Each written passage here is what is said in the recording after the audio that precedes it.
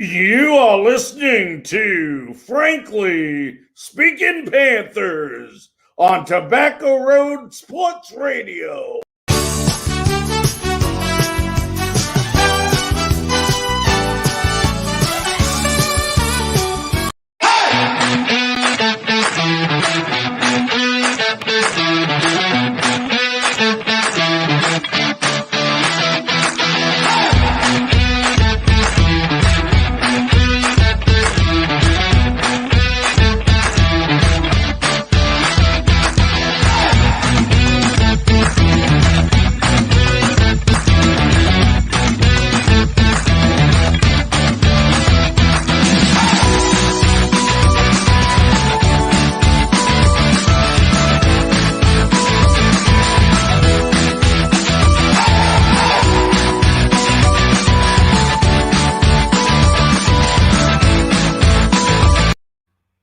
Good evening, ladies and gentlemen, and welcome to another episode of Frankly Speaking Panthers. I'm your host, Larry Frank, and what a great night we got for you. Everyone should be excited tonight.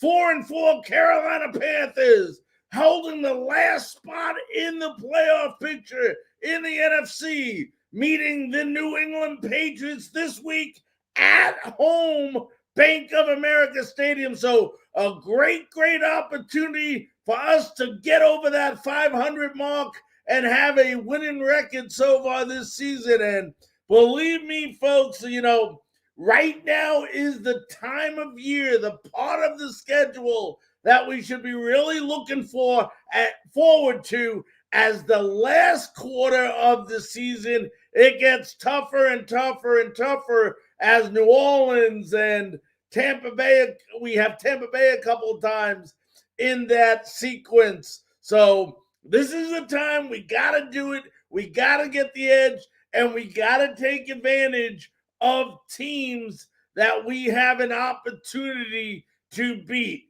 like the New England Patriots. Want to welcome everybody who is watching on Facebook Live, YouTube Live, Twitch, Tobacco Sports Radio, Tobacco Road Sports Radio. What a great show. We are about 25 minutes from having Keith Engle, who covers the New England Patriots. He'll be on from TGI Sports to talk about this incredible matchup between the 4-4 Patriots and the 4-4 Panthers. For all of you watching on those different platforms, if you can please do me a favor real quickly and share this to your timeline. Share it to your timeline. Give everybody an opportunity to go ahead and watch this amazing Panther show that we have in store for you. A lot of questions surrounding this week's game. Obviously, the two big questions matter on who might or might not be playing for the Carolina Panthers. First question is going to be, is Sam Darnold going to be the starting quarterback, or is it going to be P.J. Walker? At the end of the day, it looks like, and I say looks like, I'm not here to predict anything, but from what we're seeing, Sam Darnold was at practice today, and that is a very good sign for the Carolina Panthers.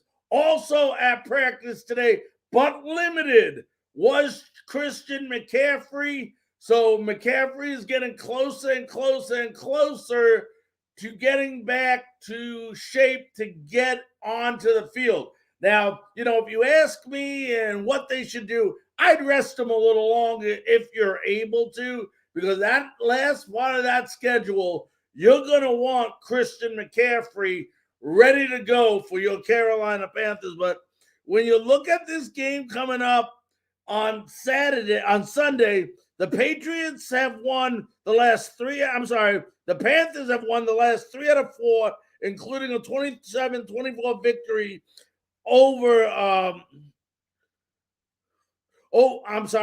they have won. Let's say this again. I got my tongue twisted earlier, folks. The Patriots have won the last 3 out of 4 games they have played, including a big victory over Justin Herbert and the San Diego Chargers by the score of 27-24 last week.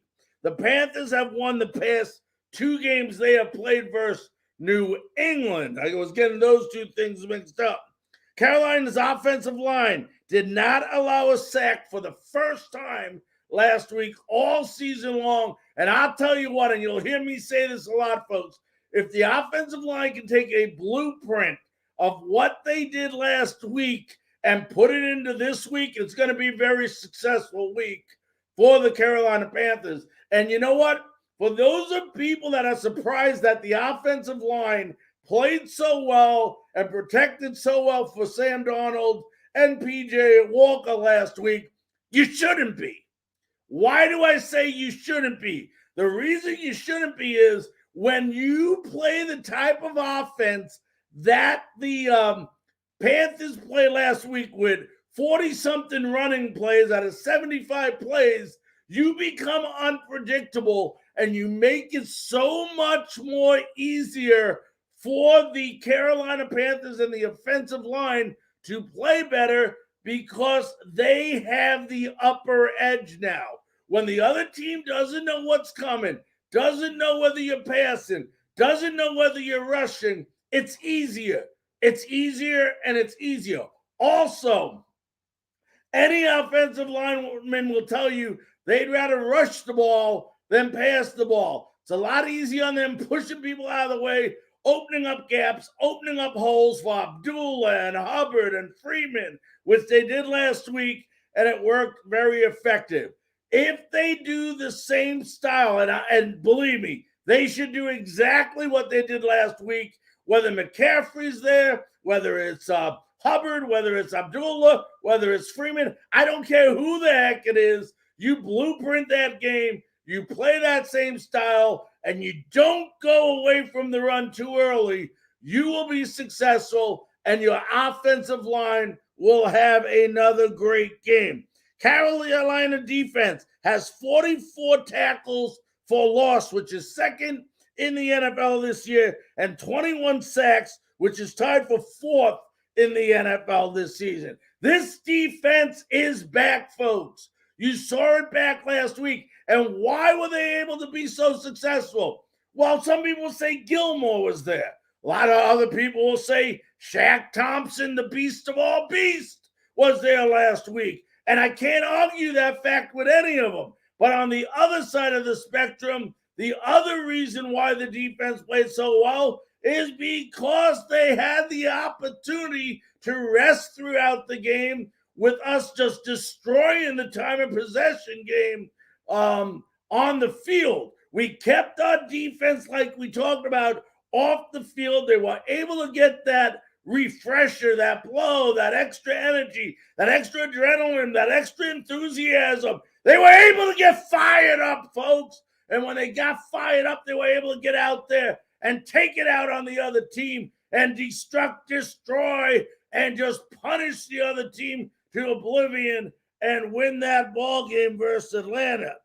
Okay? Now, there is a big key in this game, and everybody's going to say, well, Larry, we know the key in the game is whether McCaffrey plays or whether McCaffrey doesn't play, whether Darnold plays or Darnold doesn't play. Well, let me tell you what.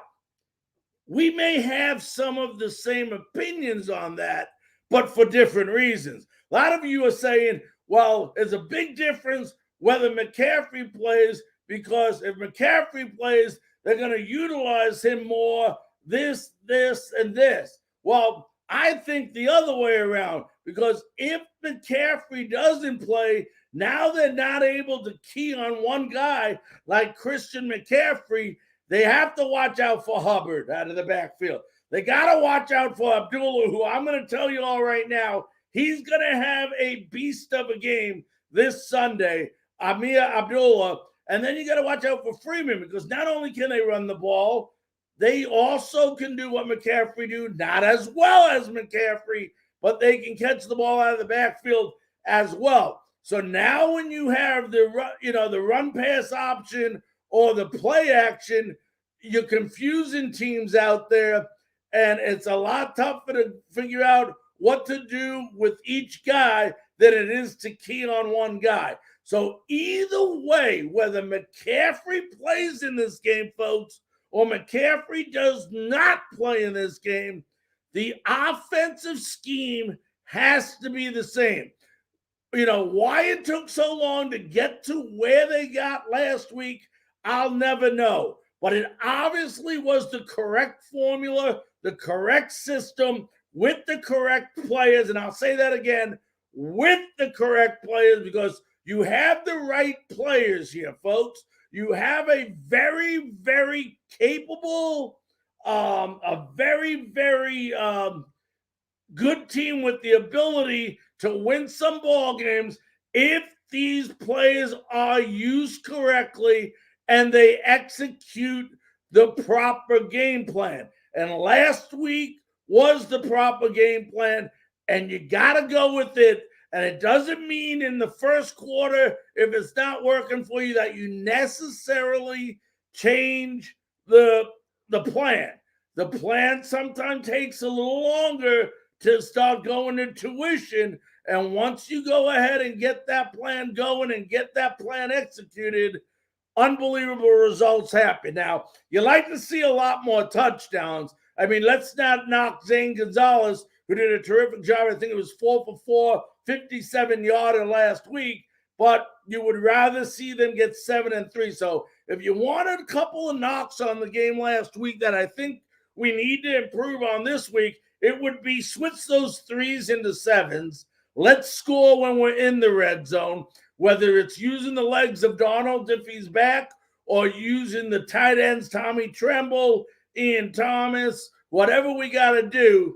And maybe let's even, by running the ball effectively and having them key on the running backs, you will allow guys to go deep like the DJ Moores and the Robbie Andersons and get the long ball that we've been so missing so far this year. So a lot can happen in this game.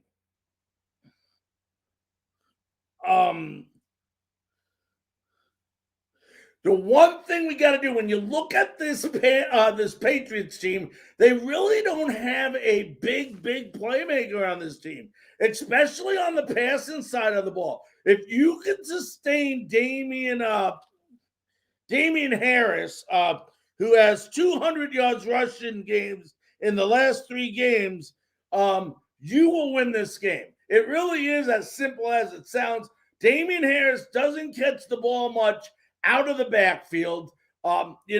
He's inconsistent as a runner, and when they're forced to pass the ball, and Mac Jones is forced to pass the ball, tends to make some mistakes. Now, in the last 2 games, he's been a little bit more effective as far as not turning the ball over. But when you look at the wide receivers of the New England Patriots, no name sticks out. They got Jacoby Myers, who is leading the team with 45 receptions, 427 yards, but doesn't have a touchdown the whole year. Your leading receiver does not have a touchdown the entire year. Then you got Kendrick Bourne, who has 26 receptions, 2 touchdowns. I mean, there's not many receivers on this team with more than 2 touchdowns. If you want to ask me who is the guy that scares you the most in their passing game, it has to be the tight end, Hunter Henry. Hunter Henry has only 25 receptions. I don't think they nearly use Hunter Henry enough, especially with the new quarterback like Mac Jones, who is a rookie. They should be using Hunter Henry a lot more. But Hunter Henry does have 4 touchdowns out of the tight end position this year, which, if I'm correct, I don't have the notes in front of me, that might be leading the wide receivers in touchdowns this year for the New England Patriots. But when you look at these 2 teams, folks, when you look at the New England Patriots, you look at the Carolina Panthers from a statistical standpoint, they're so close in a lot of different areas. Obviously, one team's in the AFC, one team's in the NFC, but, I think the Patriots score 25 points a game. I think the Panthers are averaging right around 20 points a game. Other than that, statistically, they're about the same yardage per game. The same format. I mean, if you look at the Patriots game over the Chargers last week, they pretty much ran a very similar game plan to the Carolina Panthers did over the Atlanta Falcons. They ran the ball, they ate up the clock, ate up time of possession, sustained long drives versus the Chargers, and they were able to, pull out a close win last week versus the Chargers, just like the Panthers were able to do versus the Atlanta Falcons. So, a lot of opportunity here. Right now, the Panthers, like the Patriots, are 4-4. Similar teams. The advantage, this game is in Charlotte, North Carolina at Bank of America Field. And I'll tell you what, when you look at the offense, and some people in New England may argue with me on this, but especially the weapons that the Carolina Panthers have on the offensive side of the ball with Terrence Marshall, with Tommy Tremble, with Ian Thomas, with Robbie Anderson, with DJ Moore, and then you look at the backfield, especially if McCaffrey is back. Not only do you have him now, but you have Chuba Hubbard, Amir Abdullah, you have Royce Freeman. There are a lot of weapons on this Carolina Panther team. So I would not be surprised if Carolina comes out and goes ahead and puts a offensive display on this Sunday. I would be not surprised. I would actually say it might be an expectation of mine that they do. This Patriot defense, they're nothing special, and I'll say that again. They're nothing special. They're giving up 100 yards a game. They're known to give up some big yardage in the passing game. They do have 10 interceptions. They're secondary on the year, so there are some good things. But at the end of the day, when I break down ability of both teams at all the different positions, the Carolina Panthers on paper are a better team right now than the New England Patriots. And I'll argue this all day. If anybody wants to argue with me, I love to take your comments under the comment section. But, we got better wide receivers. We got better running backs. You can argue the offensive line maybe. Like I said, they've been very good the last couple of games for New England. But overall, this is a game, and, we should win. But I say we should win. Even though we should win, there have been games this year that we should have won, and we continue to lose because of either A, we're not executing correctly, which is the main one, and number two, even in last week's win we did this, we're getting too many penalties, okay? And I talked about a key game later, and we'll talk about earned yards versus gained yards. And it doesn't matter how many yards you gained, you have to earn them without getting penalties. And, both, not just, our offensive line, us getting set up in the neutral zone. We just got to stop the silly mistakes, have a little bit more discipline, and this ball club by the end of the weekend will be 5-4. Ladies and gentlemen, let's go ahead and take a 15-second station break to allow our stations to identify themselves. You are listening to Frankly Speaking Panthers on Tobacco Road Sports Radio.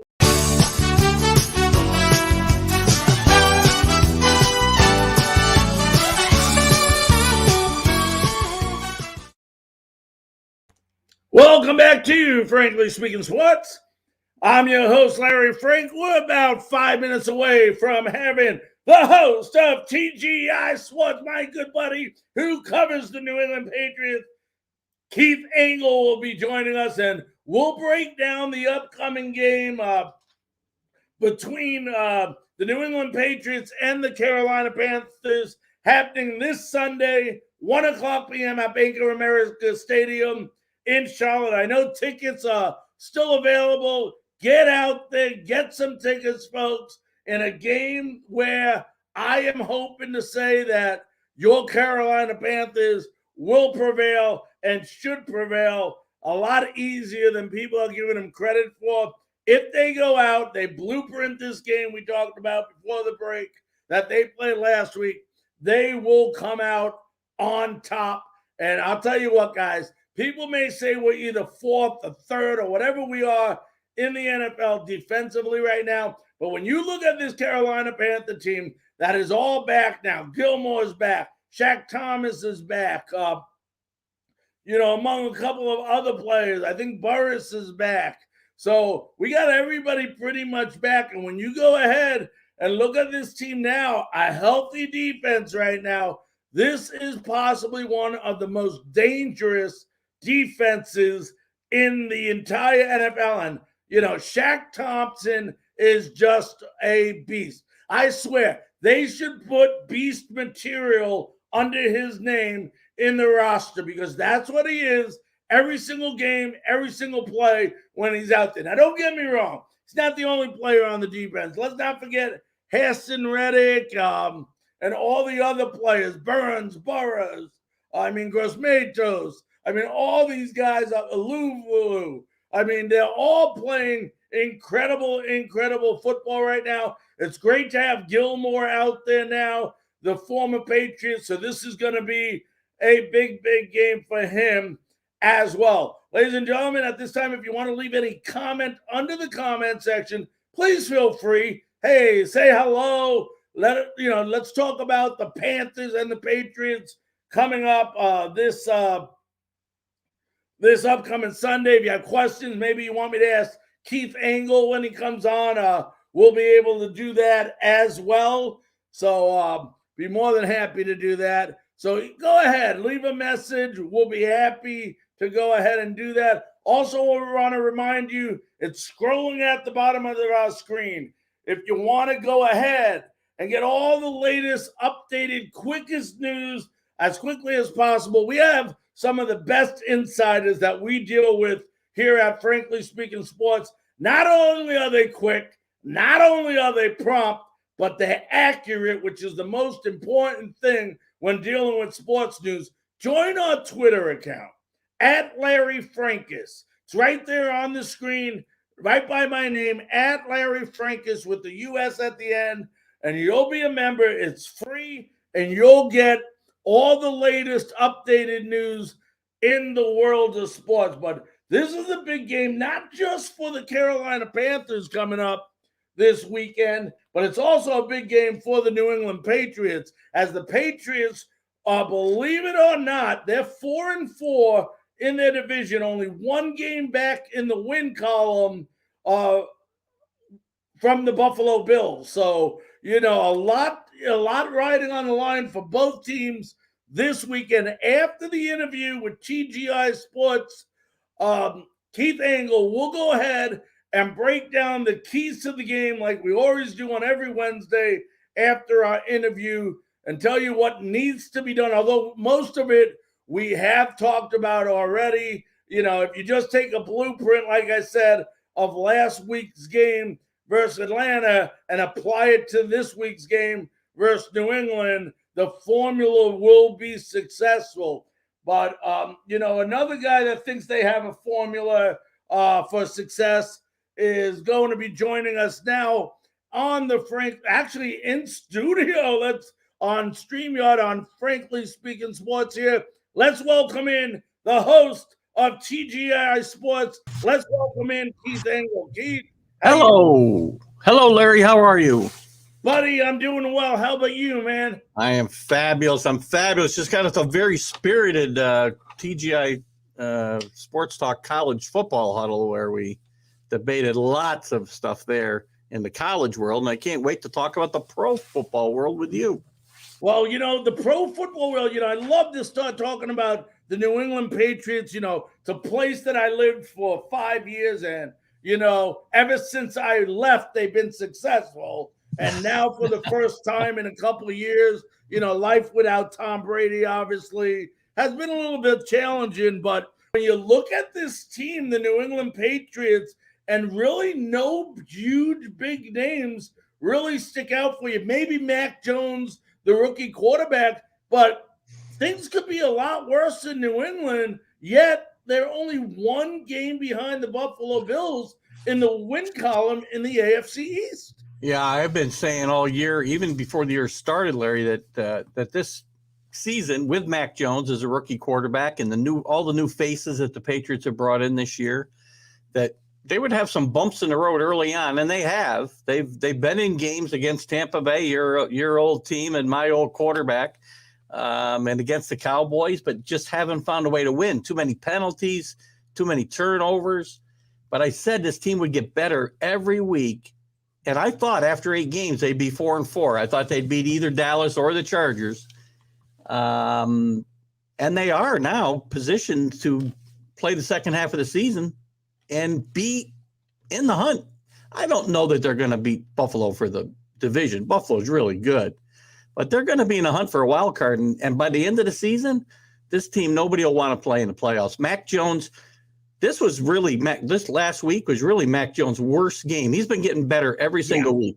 And this was probably his worst game. And they found a way to beat a really good Charger team because the defense played much better and some other people stepped up. And they were able to survive some missteps by a rookie quarterback, which is going to happen, right? So, you know what? The one thing you got to give Mac, I was just going to talk, they won 27-24 versus a very good Chargers team and Justin Herbert. But, when you break down this game, and even though people are not giving Mac Jones a lot of credit for a great game, when you look at this game, he didn't make any mistakes. I don't think he threw an interception.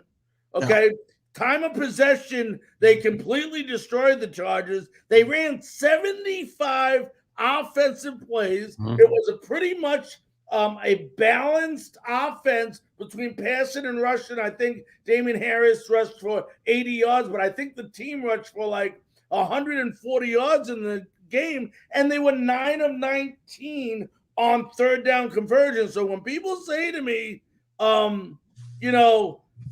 they didn't play a great game or Mac Jones didn't play a great game, I look at him and I said, I think he had the right formula to win that game. Well, they did. And you got to remember something, too. They had about 50 yards at least in rushing yards called back again on penalties. Right. They're still struggling with penalties.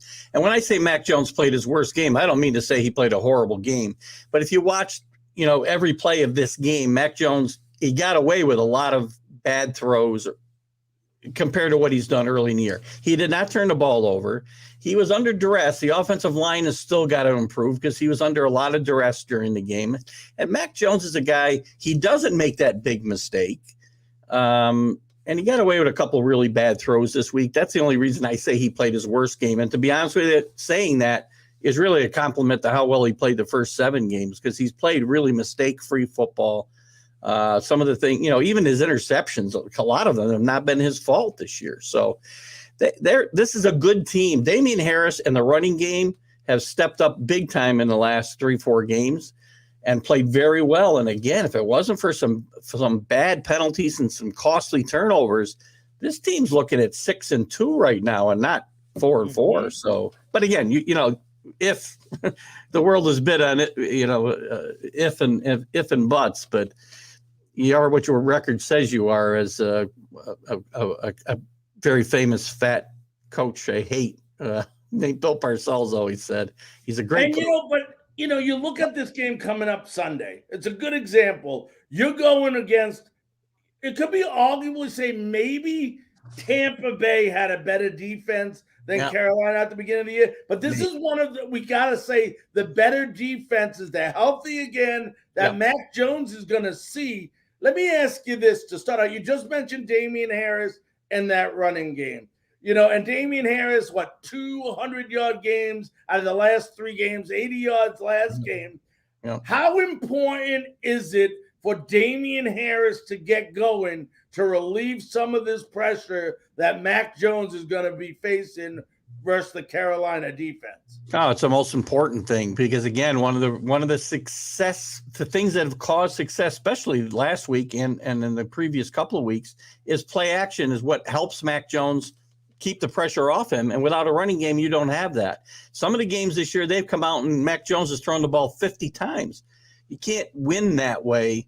Well, you can win that way, but not with a rookie quarterback and not without, all pro wide receivers and tight ends. They've got to be able to establish the run. Again, you don't have to average 6 yards a carry. You just have to be able to have a threat in the run game so that the play action pass will work. And this look at as you said, this is a really good Carolina defense. And I think it will be the best defense possibly that they see all year long. I like this defense a lot. I like this team a lot. I love Matt Rule, by the way, to get on your team a little bit. Matt Rule, I thought, was a great hire by Carolina. I think he's got this team going in the right direction. I thought picking up Sam Darnold was a good move for them. And when they keep Chris McCaffrey healthy, that's a very, very tough team to beat, as we saw early in the year. Now, let's just go hypothetical a minute. How much trouble is the Patriots going to be in with this unbelievable defense from Carolina if they can't establish the run and Mac Jones, who hasn't had to rely entirely on himself lately to do everything, gets that extra pressure to do so? Well, pressure's the key, right? Because it's not just so much asking him to do more, but when you can't run the ball at all and teams know it and you just start throwing the ball on every down, you get the tee off on the quarterback. And that's where the Patriots have gotten in trouble this year. I mean, for as well as Mac Jones has played, he's been hit and under duress, the majority of the time that he steps back and throws. It's not like, Tom Brady in the glory years where he can just stand back there all day looking for a wide receiver.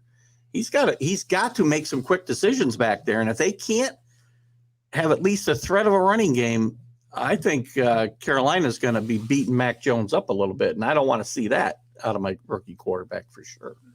We are talking to Keith Engle, host of TGI Sports. Keith, the last couple of weeks, and I really think you mentioned the point, it goes back to the point you're making. I'm just piggybacking off it.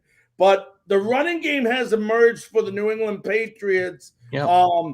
The last couple of weeks. We talked about Damian Harris. It also emerged for the Panthers last week, gaining 200 yards. But going back to the Patriots, I noticed the offensive line the last two games, although they're not playing perfect, they're making silly mistakes, getting some penalties, but I've noticed they protected the quarterback a lot better.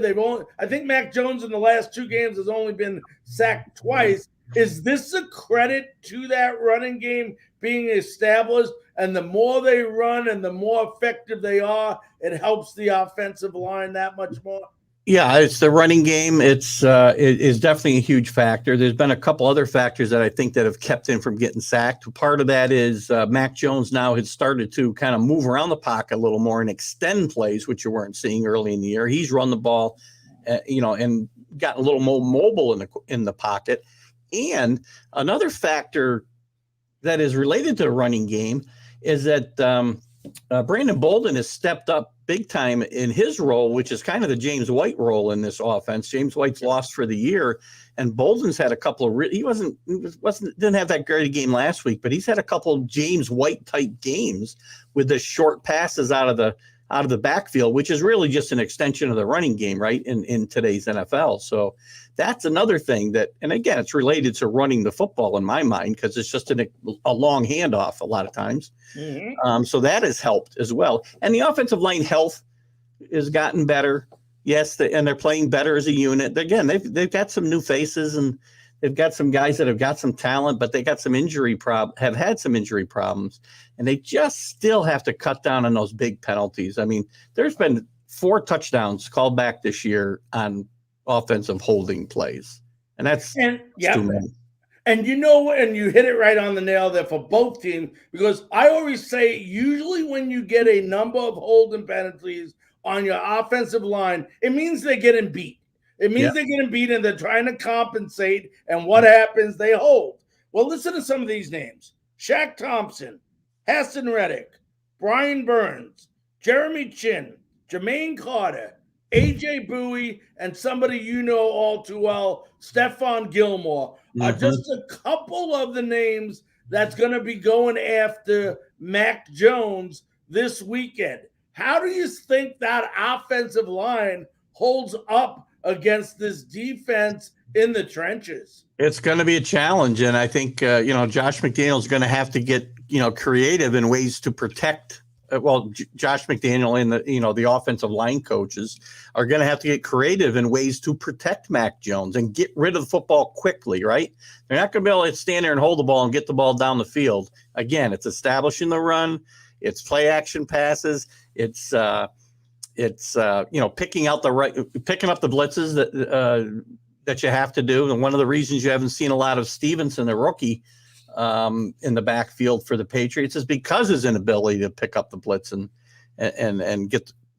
keep his quarterback safe. And this Carolina team, you throw out a bunch of guys who are playing really, really well. They got a bunch of quarterback sacks. Adding Stephon Gilmore to this team is really, really a godsend. Did he play last week, or is this his first week? Yeah, he played. He actually sealed the game last year with an interception. That's right, too. I forgot. So that's his first action, I believe, after coming off the pup list, right? So great acquisition for Carolina. He's a great player still. Didn't work out. Things weren't going to work out in New England for him, and it's a shame because they could use him in that defensive backfield. It's not one of the Patriots' strengths. So, that's the way things go in the NFL. And one team's problem becomes another team's godsend, right? So. Look at Antonio Brown with the Tampa Bay Buccaneers last year. Great example. And this year, yeah.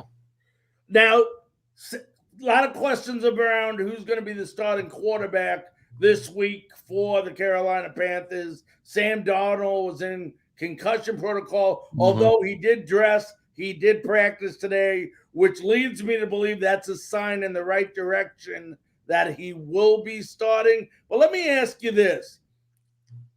They're going to wait, obviously, until the last minute to say who's going to be a starter. Does this, let's say Sam can't play. The film now needs to switch to P.J. Walker, who would be the one that starts. Obviously Sam Darnold is a better quarterback, but could this in effect hurt the Patriots because they may not have a lot of info on P.J.? That's possible, but again, and PJ Walker's a rookie, I believe. Is he not, or has he been around? He's been around about 2 years. Has he been around a couple of years? Yeah. I mean, Bill Belichick really gives young quarterbacks, inexperienced quarterbacks, fits. Yep. And I don't know how well they got to be prepared. And again, they make adjustments as well as anybody in game in the history of football, in my mind. That's one of the things that made the Patriots so successful, outside of, say, last year and the last 20 plus years, is their ability to adjust in game. So I don't think if they find out the last minute that it's not Darnold, I don't think that's going to throw them that much. In fact, I think they'd probably rather face Walker than Darnold because, Darnold's got I would think he's got some incentive to do well against the Patriots. He didn't do well against the Patriots as a Jet. He had that famous line, I don't know if it was last year or 2 years. I guess it was 2 years ago that he was seeing ghosts out there playing the Patriots. So I'm sure Sam Darnold, who's been up and down this year, he's had some really good games. And I think really maybe two bad performances that are really bringing his overall numbers down. I think overall, and better than I, seeing him play week in and week out, I think he's much better than he was when he was playing with the Jets. And I think this is a great spot for him with Brady as the offensive coordinator. It's another guy I love on that staff. I love what your team's doing down there. Yeah, and you talk about Sam Darnold, and as you know, somebody has to take the crap for losing. There's always somebody on every team. And unfortunately, here in Carolina, it's all on Sam Darnold because you got to remember, they were big fans of Cam Newton. They were big fans of Teddy Bridgewater. But at the end of the day, I agree with you 100%. Sam Darnold is by far been playing some really, really good football. And I thought actually the best game that he played the entire year, people will talk about the statistics, was last week when he, before he got hurt, he was throwing bullets right on in the right spots to receivers because the running game was back that they missed since McCaffrey got out. Now you put in Hubbard, who was effective at this Amir Abdullah from Minnesota. I'm falling for this guy. I'm getting a man crush on this guy. He is so. I love the way he plays. I love the way he runs, and I think he'll have a big game. But let me ask you this: one of the things that's been underachieving on this Carolina Panther team has been their wide receivers. They probably lead the league in drop passes. Robbie Anderson, so far this year, hasn't even been heard of, except for the drop passes. But when you look at this team, they got Robbie Anderson, G.J. Moore, Ian Thomas, Tommy Tremble, Terrence Marshall. They got a good cast of young receivers that have a potential to be very, very good. How does the secondary, the cornerbacks and the safeties hold up for New England versus Carolina Panthers receiving corps? Well, that's been the Achilles heel of the Patriots defense has been the secondary. They played much better last week, but I think that the reason for that improved play was the improved play of the front seven and getting pressure on Herbert last week is what caused the interceptions and caused some of the misfires that Herbert had. Now, and with most teams, the better your pass rush, the better your secondary is, right? Because, again, if you don't have all day to stand back there, nobody can cover guys all day long. I think I like the DJ Moore that will be the guy that they'll probably key on. Robbie Anderson has got a lot of talent. He had a great year last year with the Panthers, and there was some questions. One of the great big question marks was how he was going to mesh with Darnold after being reunited because they had some issues in New York, and maybe that's what's at the root of his issue or his problems. I'm not sure what's going on there. He's a talented guy, Robbie Anderson, but if he steps it up, man, you got some weapons that you can throw at this Patriot defense, and they're going to have to put pressure on for two things. You got to control the running game. Same way as we talked about on the offense, you have to establish a running game. On defense, you gotta stop that running game, and you've got to pressure the quarterback. You don't have to have a bunch of sacks. You don't have to have a bunch of quarterback hits. You just got to make that guy uncomfortable and get him off his spot, and the defensive secondary will play that much better. But they can't carry it on their own. This isn't the days of when they had Gilmore and both McCourties were back there, and they had 6 or 7 defensive backs that were just outstanding. He's got 6 or 7 defensive backs that he rotates in and out, but there's no superstar back there. Devin McCourty's a great player, but he's on the backside of his career. He's not as good as he was 2 or 3 years ago. J.C. Jackson has struggled at times. Adrian Phillips has stepped up and played some good ball recently. So I think that the secondary will be as good as the defensive front lets them be this week. Is almost. And one great defensive coach once said, he goes, the difference between a completed pass and an incomplete pass is a split second. Yeah. And when you talk about putting pressure on the quarterback, that little bit, that's all it takes to rush the passer a little bit faster than he wants to throw the ball to make that pass not effective. So Sam Darnold, like any quarterback, you rattle him a little bit. Even Tom Brady, you hit Tom Brady a couple times early in the game, and he's not the same guy. And Sam Darnold, you hit him a couple times early, he might start seeing those ghosts again. If you give Sam Darnold time to throw the football, he's a talented guy. He'll pick you apart, I think. This is going to be a tough game for the Patriots and for the Panthers. And as you said at the top, I think in the introduction, this is an important game for both teams. Yep. And I think it's a must-win for both teams.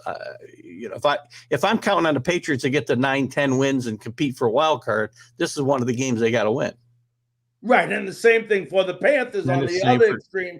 And believe it or not, we were talking about this earlier, but if the season had ended today, the Panthers would make the playoffs. They're that last seed right now. It's half. People don't realize it's already halfway through the NFL regular season. There's 17 games this year. Both the Patriots and the Panthers have played 8 games. So it'll be over half by the time this weekend is over. So we don't really have a halfway point this year because there's 17 games. I don't even know where it is, right? I guess it's right now. It's right today, Wednesday. All right, last question before I let you go, Keith. Let's go with a prediction and the key. I know we talked about it in length, but the couple keys for the Patriots to prevail versus the Carolina Panthers this week. The running game has got, I think you're going to have to see a good, another 140, 150-yard rushing effort from the Patriots offense. No turnovers, less penalties, gives the Patriots a win here in this big game. So let me ask you this. It's going to sound like a weird question, but a New Englander will understand it. Is it more important for the Patriots to have more rushing yards or more passing yards this week? That is a strange question for a New Englander. I think it needs to be balanced. They're going to throw for more yards. They should throw for more yards. Well, yes, we know that. Right? But the saying... It needs to be, it's more balancing the plays, right? And not throwing the ball 50 times and running the ball 20 times. I want to see 35 passes and 35 rushes. That's the key. Then I know I'm being successful running the football. So you get that balanced attack, you're going to be in position to win this game. All right, my friend, as always, you're going to go into the Frankly Speaking Sports Hall of Fame as much as you're on my show. You know that. But I want to thank you so much, as always, for joining us to talk some NFL football and the New England Patriots. Anytime I'm available, I'll be happy to come on, Larry. All right, my friend. Stay safe and good luck this weekend. All right. Going to be a good one. It will. That was Keith Engle of TGI Sports. Let's go ahead, take a 15-second station break, allow our stations to identify themselves. When we come back, the most talked about segment of our show on Frankly Speaking Panthers, the key to the games. We'll be back right after this.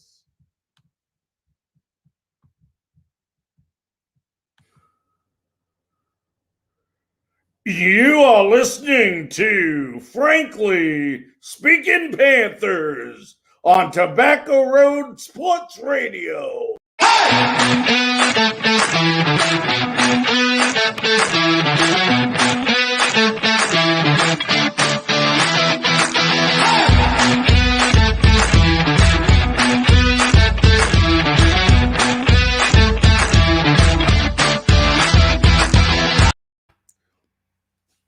Welcome back to Frankly Speaking Sports. I'm your host, Larry Franken. What a great conversation with my buddy Keith Engle, the host of TGI Sports. You can watch him Friday morning on Facebook on TGI Sports at 8 a.m. He does a show weekly. Great show, great information, and does an unbelievable job.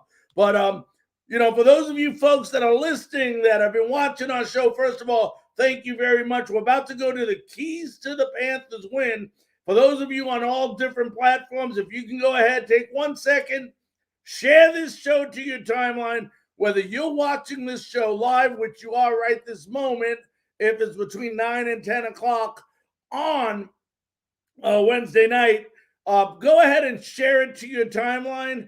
Even if you watch it on delay, share it to your timeline so that all your friends, all your Panther fans have an opportunity to watch this terrific show that we worked so very hard to put together. But, when you look at the keys to this win, I tell people it's simpler said than done, but you need to have a blueprint of last week's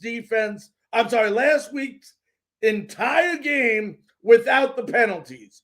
You take the penalties away from that game, and we played a near perfect game. We rushed for 200 yards. Sam Darnold was as efficient as he could be. We also, if you want to say without the penalties, also maybe without the drop passes as well. We'll go ahead and we'll use 2 of those items. But The offensive line played a terrific game. The mixing it up of running the ball and passing the ball took so much pressure off that offensive line, and they were able to do. It wasn't that the offensive line was bad. It's that the wrong system was being implemented and wasn't allowing the offensive line to execute. You put the right game plan, you put the right system in place, and the execution of the offensive line was there. Amazing how good this offensive line was last week when you ran the right system. Then you got keep the defense on the field. Keep the defense, that should say off the field, folks. I apologize about that. Keep the defense off the field. All right? We have to sustain long drives. Don't go away from the run too early. And also utilize the running back out of the backfield. You have to go ahead, continue. We had a lot of success last week on third down conversions. You need to do the same thing. We out time of possess the Atlanta Falcons by over 10 minutes. And when you're able to keep your defense off the field and to be able to stay fresh, and we talked about this many times in the past, they're able to be more enthusiastic, more adrenaline flying, more bodies flying all over the place because they're fresh, they're energized, and they're not tired anymore. As we move down on our keys, we've been talking about sustaining long drives. Keep running the football. It works. You have the right backs. Ladies and gentlemen, I don't care. Well, I care, but what I'm saying is it doesn't matter whether Christian McCaffrey plays or does not play this weekend. The game plan needs to be made the same with just different personnel. You scratch out McCaffrey, you add Hubbard, you add Abdullah, and you add Freeman. It's not that difficult. These guys have proven that they can run effectively with the ball, and they can run hard and full of energy with the football. Abdullah's been showing, Freeman's been showing they can catch the ball out of the backfield. Hubbard, a little inconsistent, but he's starting to show he can catch the ball as well. Like Keith said for the New England Patriots to do, if you're able to go ahead and establish that run and be able to use those running backs out of the backfield to catch passes and use play action, it also gives your quarterback extra time to read the defense and see what they're doing, because the defense is now moving around. And by moving around, Sam Darnold or PJ Walker will be able to go ahead and run the ball effectively. Keep the offense unpredictable. By establishing the run and not going away from the run, the defense doesn't know what's coming. That little stretch we went on with 4 losses, we were very predictable on what we were going to do. They could, and that's the one thing sometimes, even with Christian McCaffrey being the great athlete that he is, when he's in there, they know you're going to give the ball to Christian McCaffrey so they can key on you. This should be actually easier sometimes without, even though he's great and greatness helps. I'm not taking anything away from the meaning of Christian McCaffrey, but by being unpredictable and not knowing whether you're going to run, pass, what you're going to do, it makes the defense play back on their toes. If you're running effectively, now the defense is pushing up close. So when you do go ahead and throw a ball, your receivers tend to be a little bit more open than they would have been if you were not running the ball effectively. We got to play mistake-free football. No penalties. Take the penalties away and no interceptions or unnecessary fumbles. I mean, we watched that game last week. First play from scrimmage. What happens? Fumble by Chuba Hubbard. Thank goodness, Matt Rule had a lot of confidence in him, went right back to him, Chuba handled the adversity very well and actually ended up playing a very, very solid game for the Panthers. Our defense is here, folks. I will call it the best defense in the league. I don't care what people from Tampa Bay say, okay? Make Mac Jones throw the ball and make him feel the pressure. The difference, like I said, between an effective pass and an ineffective pass could be a matter of a split second, and I expect nothing less than this Carolina defense to go ahead and put pressure on Mac Jones and sustain the running game and stop Damian Harris. And that goes to our next point. Contain Damian Harris. Damian Harris ran for 80 yards versus the Chargers. Before that, 200-yard games. They need to stop him. By stopping Damian Harris, it forces the Patriots to go into a one-dimensional offense, which is a passing game. And when you know the pass is coming, our defense knows it. Phil Snow will be sending pressure all day long and putting pressure on this young quarterback, Mac Jones. And we talked earlier about earned yards equal gain yards. It's no good to run the ball effectively if it's going to be called, the big plays are going to be called back because of silly holding penalties or illegal procedure penalties. We have to eliminate our mistakes. Earned yards have to equal gain yards. They're only earned yards. They only become gained yards if there's no penalties on the play. Let's stop the penalties and let's make these big big yardage plays mean something. Like we did on the Chuba Hubbard touchdown. He ran for a nice touchdown when PJ was in last game. No penalties. That's what we have to do all the time when running the ball. And in closing, folks, I said it once, I'll say it again. We talked about the team blueprint of last week. The offensive line.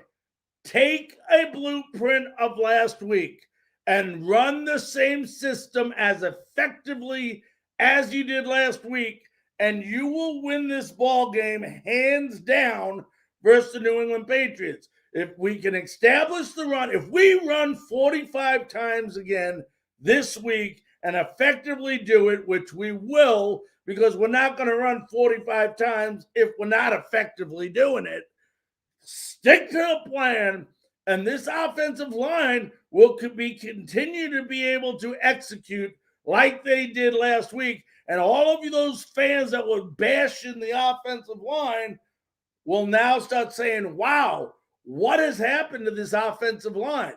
Well, the answer will be they are now a well-balanced offense with an effective game plan and an effective system in place. That is a formula for success. And, I'm going to tell you, folks, this is a game that we should win. New England thinks they should win the game. Carolina thinks they should win the game. At the end of the day, when you look at both these teams, our defense is much better than their defense. You heard Keith Engle talk about the issues they're having in the secondary. Well, that's only going to be favorable to us if we're able to establish a running game and mix in the passes against that secondary to Robbie Anderson or DJ Moore to get some big plays out there. So, last week, their defensive line, New England, was very, very good versus Justin Hebert, and they put a lot of pressure on him, and it showed in that game. Our defense puts pressure on. We keep them on the sideline, being fresh by sustaining long drives, and we establish our running game with mistake-free football and no penalties. Your Carolina Panthers are going to prevail this Sunday at 1 p.m. at Bank of America Stadium. Want to thank our special guest, Keith Engle from TGI Sports, for joining us today to break down this weekend's game between the Panthers and the Patriots. on behalf of all of us here at Frankly Speaking Sports, we want to wish every single one of you a great, great weekend. Keep pounding, stand up, get loud, and come on, Panthers. Let's get over that 500 mark and win this game on Sunday.